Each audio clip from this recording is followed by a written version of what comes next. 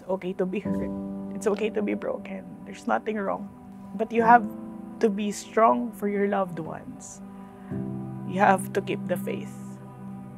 I'm PJ Dorado, 28 years old. I'm currently working as a shared services specialist at SIC, and I'm currently supporting regional hirers across SIC markets in Asia. My parents got separated 2021, so I started to become the breadwinner of the family. I have to support my family financially, especially my two siblings are with me. So isang nag-aaral and then yung kapatid ko is with special needs. Nakayanan siya nung una, despite na, I'm not that mentally stable kasi my life was shattered when my parents got separated. Sobrang broken-hearted ako, but I have to stand up strong for my siblings para makita nila na meron silang dapat panghawakan kahit na ganun yan nangyari sa family. My father died last December. Another struggle na I wasn't prepared. Akala ko stable na kami. Akala ko kaya ko na siya. So sobrang hirap lalo nung sitwasyon kasi ako na lang yung panghahawakan ng mga kapatid ko. It was really hard na pagsabayin yung work kasi kailangan kong gampanan din yung work. Hindi ko siya dapat bitawan kasi yun yung nagsusupport sa amin. May times na nagpa-flashback sa akin yung mga memories na wala na akong father, wala na kaming father.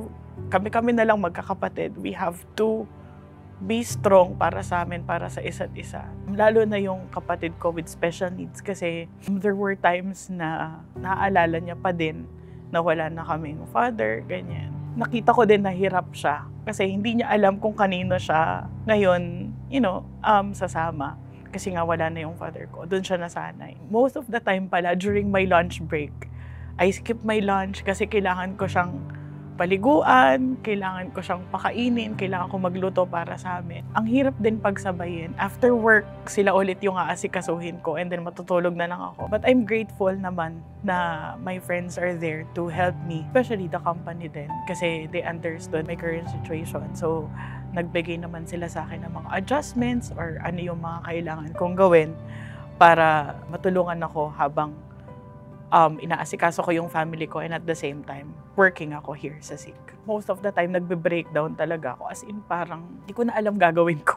Wala akong focus, wala ako sa focus. Madaming triggers. Like for example, mabilis ako nagagalit, marami akong hindi naiintindihan, marami akong hindi nagagawa kasi nga wala ako sa focus eh. Pero I'm pushing my 100% effort para, alam mo yun, kasi ganun ko sila kamahal eh. So parang if ako mismo masisira, di ko alam kung paano sila. So parang wala akong pinagdadaanan kasi it's my personality talaga na ang facade ko is laging masayahing tao. Kasi ayoko na may madamay na ibang tao pag nalulungkot ako. So gusto ko masaya lahat. Meron tayong mga bonding. So yun yung nagpapa-boost sa akin na parang kalimutan ko muna yung mga pinagdadaanan ko. I have to enjoy. And I feel appreciated and seen by my friends. At the same time, dinadamayan din nila ako, pinapalakas nila yung loob ko ng mga friends ko na kaya ko to, malalagpasan ko din to, lilipas din to. Sa family naman, syempre of course yung mga kapatid ko, I feel na I am heard and I am seen kapag may times na, na-appreciate nila yung efforts ko. Like, for example, si Jay, ako yung hinahanap niya. Sabihan niya ako ng thank you, I love you, gano'n. Tapos ihahag niya ako. So, yun yung mga bagay na, alam mo, may mga nawala before, but still, I have to look forward na meron pa ding mga tao na nandyan para sa akin. So, what I would say to my younger self is, I'm proud of you. You are strong. You are valid. You are heard. You are seen. It's okay to be not okay. It's okay to fail. It's okay to be hurt. It's okay to be broken. There's nothing wrong. But you have to be strong for your loved ones. You have to keep the faith. If you think you are not loved, you're wrong. You're loved by many people. Well, I'm grateful na yung company let me adjust with the situation. No? They opened any suggestions from me kung ano yung feeling nila mag-work sa akin while grieving. They let me work from home muna while adjusting kasi kami lang tatlong magkakapatid sa bahay. I believe it's very important then for the companies to, make their employees be seen, heard, and valued when it comes to their mental health.